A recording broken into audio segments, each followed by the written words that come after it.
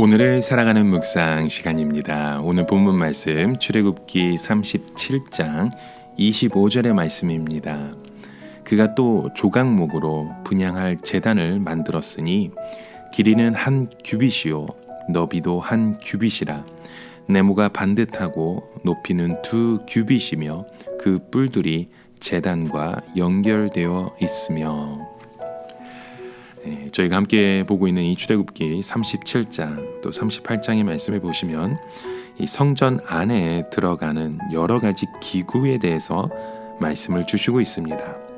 이 성전 안에 있는 기구들이 우리로 하여금 어떤 과정에 의해서 하나님께 나아가게 되는지 보여주고 있죠. 성전은 우리 죄인과 하나님이 만나는 곳입니다. 그런데 구체적으로 어떤 과정에 의해서 우리의 죄가 씻겨지고 우리가 하나님의 은혜 가운데 나아가게 되는지를 보여주는 것이 바로 성전이라는 곳입니다. 여러분, 하나님은 이스라엘 백성들이 가나안 땅에 들어가기도 전에 광야에서 떠돌이 생활을 할 때 하나님의 성전을 짓도록 하셨습니다. 왜 하나님은 이스라엘 백성들이 가나안 땅에 들어가기도 전에 계속 광야에서 떠돌이 생활을 하고 있는데 성전을 짓게 하셨을까요? 가나안 땅에 들어가서 하나님의 그 성전을 지으면 더 멋있고 훌륭하게 지을 수 있었을 텐데 말이죠. 이 광야에서 성전을 지으면 결국 집만 되는 것이 아닐까 하는 그런 생각을 여러분 해보셨나요? 여러분, 하나님은 이 이스라엘 백성들, 하나님의 자녀들과 하여금 이 성전을 통한 그 관계, 그 성전을 통한 그 회복, 성전을 통한 그 하나님의 마음을 나눠주길 원하셨습니다.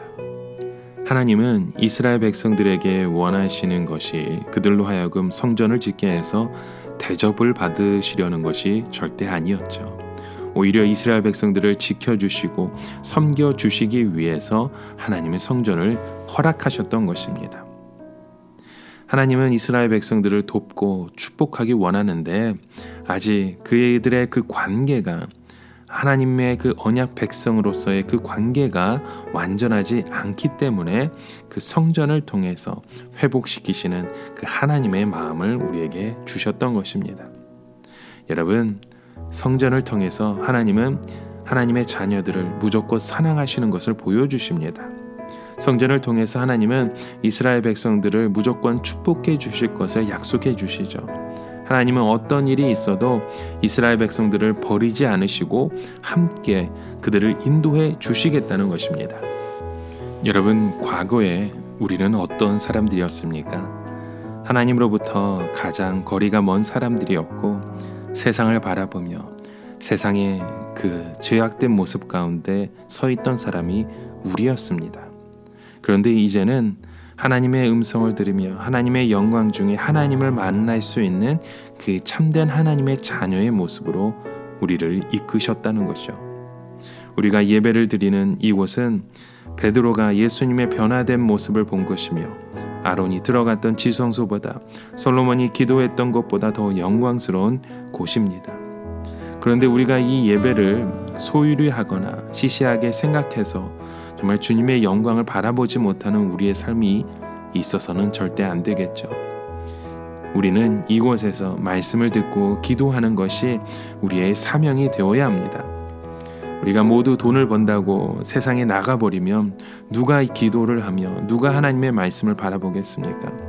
우리는 이곳에서 세상을 품는 것이 아니라 우리의 성전, 하나님을 예배하는 그곳에 우리의 모든 삶의 출발점이 되어야 하고 우리의 축복의 출발점이 바로 이 성전이 되어야 하는 것입니다. 그래서 우리는 이 성전을 통해서 하나님의 그 성령의 생수가 계속해서 흘러가게 해야 합니다. 그래야 이 세상에도 축복의 계절이 오게 됩니다.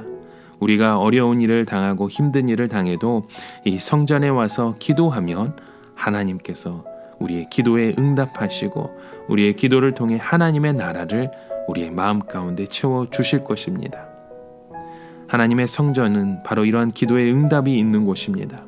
이러한 하나님의 은혜 가운데 오늘도 우리가 주님의 마음을 품으며 주의 뜻을 바라보게 될 때 우리 가운데 임하는 놀라운 하나님의 그 사랑과 축복이 함께 우리를 세워주시고 우리를 통해서 역사하실 줄 믿습니다. 이런 하나님의 축복의 통로로 사용받는 오늘 하루 저와 여러분의 삶이 되시길 주님의 이름으로 간절히 축원합니다.